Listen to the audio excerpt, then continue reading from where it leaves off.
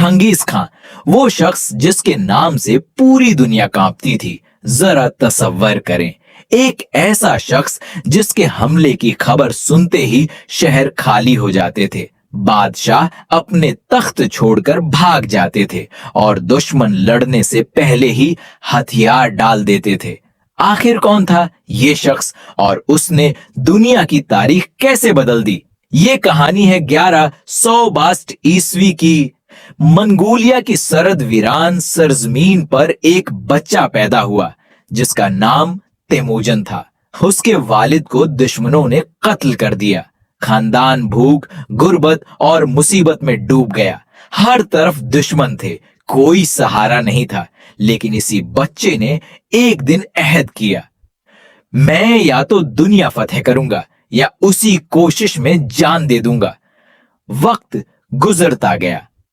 Temujin ने बिखरे हुए मंगोल कबाइल को एक परचम तले जमा करना शुरू किया। जो उसका साथ देता वो उसका भाई बन जाता, जो मुखालफत करता उसे शिकस्त का सामना करना पड़ता। सन 1200 ईस्वी में तमाम कबाइल ने उसे अपना अजीम रहनुमा तस्लीम किया। इसी दिन उसे एक नया नाम मिला, चंगेज खां, और यहीं से दुनिया की सबसे ताकतवर फुतूहात का आगाज हुआ। चंगेज खां की फौज अपनी रफ्तार, नज्म व जब्त और हिकमती अमली के लिए मशहूर थी। उसने चीन, वस्ती एशिया, फारिस और रूस के बड़े हिस्सों को फतह कर लिया।